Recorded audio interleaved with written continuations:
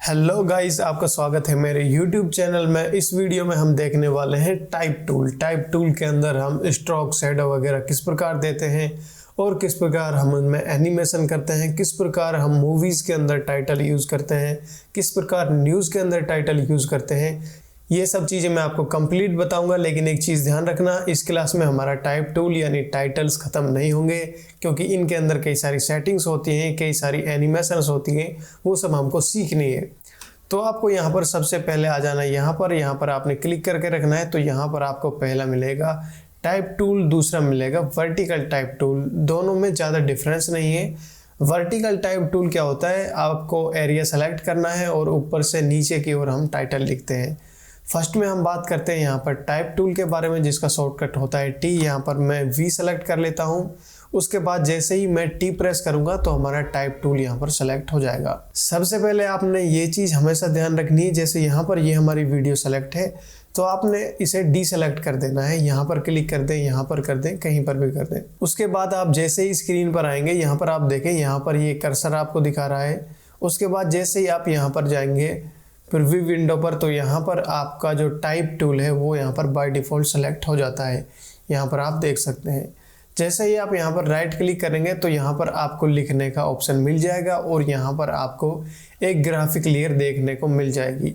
यहाँ पर मैंने एप्पल टाइप कर दिया है और यहाँ पर हमारी इसकी जो ग्राफिक लेयर है वो यहाँ पर आ चुकी है। अब आप यहाँ पर देखें, जैसे ही मैं यहाँ पर वी प्रेस कर देता हूँ या फिर मैं यहाँ पर वी सेलेक्ट कर देता हूँ। अब यदि आपने इसका जो साइज है वो बड़ा करना है तो आप यहाँ से भी कुछ इस प्रकार कर सकते हैं।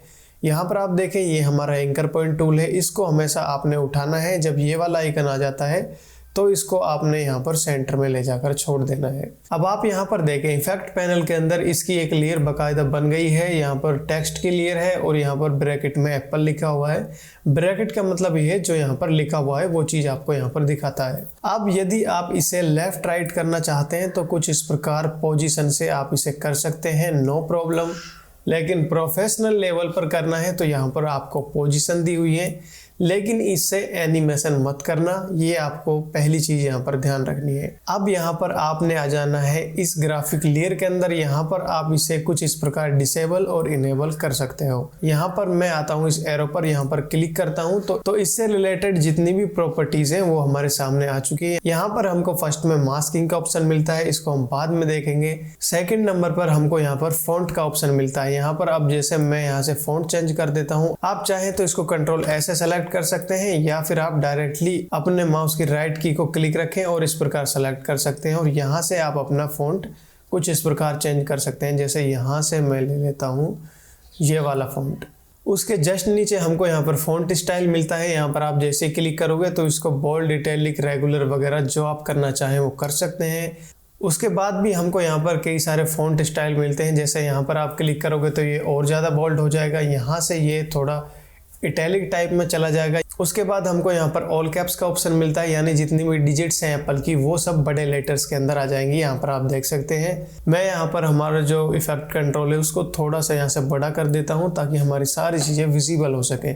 तो यहाँ से आप सबस्क्रिप्ट कर सकते हैं और यहाँ से आप अंडरलाइन कर सकते हैं। जो आपने करना है वो कर सकते हैं, ये अलग मैटर है और ये बहुत ही ज़्यादा सिंपल है। उम्मीद है आपको इतना आता होगा।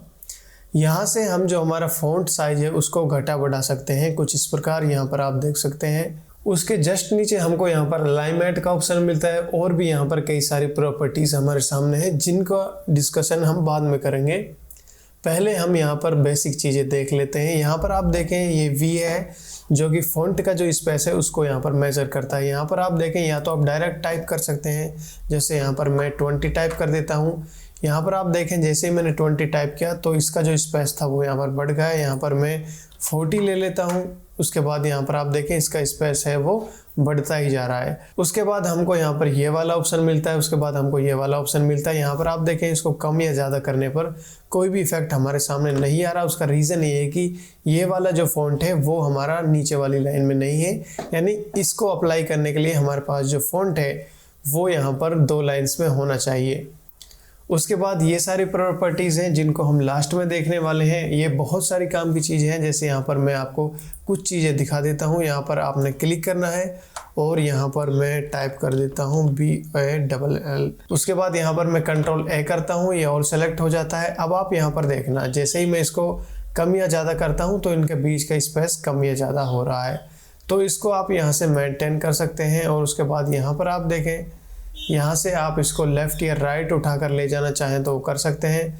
उसके बाद यदि आप नीचे आएंगे तो यहाँ पर हमको फिल का ऑप्शन मिलता है। यहाँ से आप अपने फ़ॉन्ट का कोई भी कलर यहाँ पर ले सकते हैं। यहाँ पर आप देखें, जैसे ही मैं यहाँ पर कोई भी कलर पिक कर रहा हूँ तो यहाँ पर आप देखें हमारे सारे कलर्स हैं वो चेंज हो रहे हैं। उसके बाद हमको यहाँ पर स्ट्रोक का ऑप्शन मिलता है। यहाँ पर मैं इसे एक्टिव कर देता हूँ। यहाँ पर आप देखें स्ट्रोक का कोई हमें रिजल्ट नहीं देखने को मिला, क्योंकि हमारा फ़ॉन्ट भी वाइट कलर का था और हमारा जो स्ट्रोक है वो भी वाइट कलर का था। यानी फिल और स्ट्रोक यदि एक रहेंगे तो इफ़ेक्ट हमें ज़्यादा बड़ा दिखने लगता है, लेकिन कलर में डिफरेंस नहीं होता।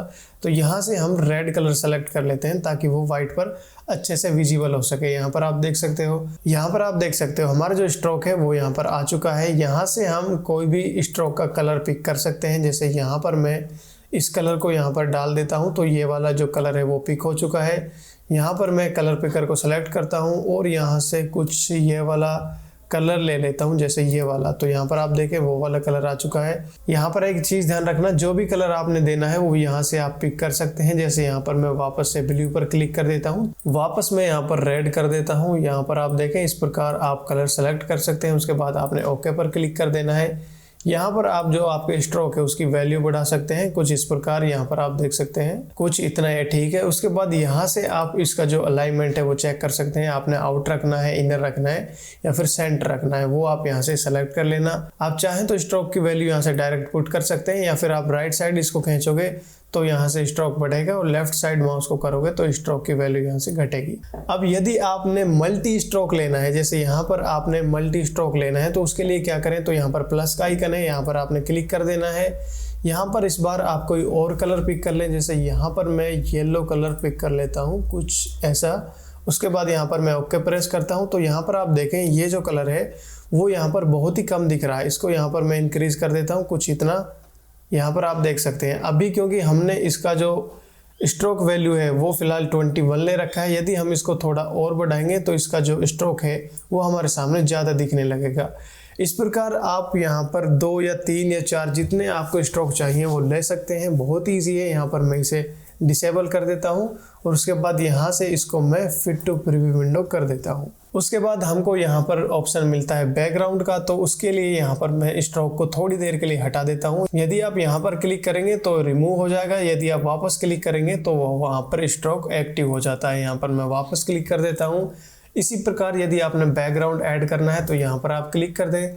उसके बाद यहाँ पर हमारे सामने सबसे पहला ऑप्शन आता है कलर का। यहाँ पर ये कलर पिकर टूल है, इससे आप कोई भी कलर पिक कर सकते हैं आपके टेक्स्ट के बैकग्राउंड के लिए। यहाँ पर आप चाहें तो कोई कलर ले सकते हैं, जैसे यहाँ पर मैं ले लेता हूँ ब्लू, कुछ ऐसा ब्लू। उसके बाद ओके पर क्लिक कर देता हूँ। यहाँ पर हमको फर्स्ट ऑप्शन मिलता है ट्रांसपेरेंसी का, तो यहाँ पर मैं इसको कर देता हूँ फुल। यहाँ पर आप देखें जैसे मैंने फुल किया तो एक बैकग्राउंड हमारा जो टेक्स्ट है उसके बैक साइड में आ चुका है। यहाँ पर जैसे ही मैं इसे कम करूँगा तो हमारा जो बैकग्राउंड है उसकी जो ट्रांसपेरेंसी है वो कम हो जाएगी। यहाँ पर आप देख सकते हैं। उसके बाद जो हमारी बैकग्राउंड की वैल्यू है उसको आप यहाँ से कम या ज़्यादा कर सकते हैं कुछ इस प्रकार। और उसके बाद यहाँ पर आपको जो इसके कर्व्स हैं, यहाँ पर मैं इसको बड़ा कर देता हूँ कुछ इस प्रकार। यहाँ से आप इसकी जो कर्व की वैल्यू है उसको कम या ज़्यादा कुछ इस प्रकार कर सकते हैं। मैं फ़िलहाल इस बैकग्राउंड को हटा देता हूँ, आपको कुछ और चीज़ दिखानी है। उसके बाद हमको यहाँ पर मिलता है शैडो का ऑप्शन। यहाँ पर आपने क्लिक कर देना है और अगेन हमको यहाँ पर कलर पिकर और कलर का ऑप्शन मिलता है। यहाँ से आपने फुल ब्लैक सेलेक्ट कर लेना है, जिसका जो कोड होता है वो होता है @0। उसके बाद ट्रांसपेरेंसी आपने फुल कर देनी है। यहाँ पर आप देखें ट्रांसपेरेंसी के बाद हमको यहाँ पर कई प्रॉपर्टीज मिलती है। उसके बाद हमको यहाँ पर एंगल का ऑप्शन मिलता है, टेक्स्ट से डिस्टेंस जो होती है शैडो की उसका ऑप्शन मिलता है, ये इसकी वैल्यू होती है शैडो की। और यहाँ पर ये एक ऑप्शन और मिलता है, मैं इसको आपको समझा देता हूँ। जैसे यहाँ पर आप देखें फिलहाल हमारी जो शैडो है इसको मैं थोड़ा और जूम कर देता हूँ कुछ इतना, और इसको यहाँ से कुछ इतना मैं रख देता हूँ। अब आपको जो शैडो लग रही है वो टेक्स्ट के चारों तरफ लग रही है, लेकिन यदि आप इसकी जो डिस्टेंस है टेक्स्ट से शैडो की उसको बढ़ाओगे तो आपको इसका एक्चुअली एंगल मिल जाएगा।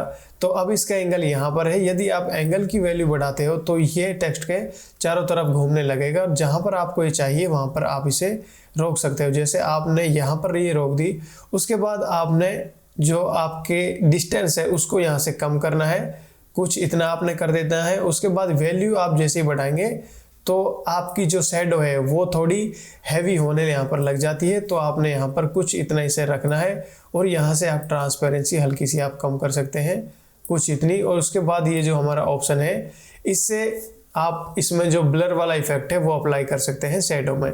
यहाँ पर आप देखें अब हमारी सॉलिड शैडो है, जैसे ही हम इसका ये वाला ऑप्शन बढ़ाएंगे तो यहाँ पर ये ब्लरी होने लग जाती है। इस प्रकार आप यहाँ पर टेक्स्ट की जो प्रॉपर्टीज हैं उनके साथ खेल सकते हैं। तो ये हमारा इंट्रोडक्शन था टेक्स्ट के ऊपर। नेक्स्ट क्लास में हम थोड़ा और आगे बढ़ेंगे, इसकी 3 से 4 क्लासेज हो सकती हैं क्योंकि इसमें एनिमेशन और कई सारी चीज़ें भी हैं। टाइटल्स के अंदर बहुत सारी चीज़ें हैं तो हम थोड़ी थोड़ी चीज़ें ही डिस्कस करेंगे। ये हमारी टाइटल की फर्स्ट क्लास थी। उम्मीद है आपको यहाँ पर इतनी चीज़ें समझ आ गई होंगी, क्योंकि मेरा मानना है कि यदि आप वीडियो एडिटिंग सीख रहे हैं तो आप जीरो से शुरुआत करें और बाद में आप हीरो बने।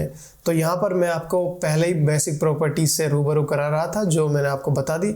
अब आप प्रैक्टिस करें इतना, नेक्स्ट की क्लास में हम थोड़ा आगे यहाँ पर देखने वाले हैं। तो यदि आपको वीडियो पसंद आई हो तो चैनल जरूर सब्सक्राइब कर लेना। Thank you.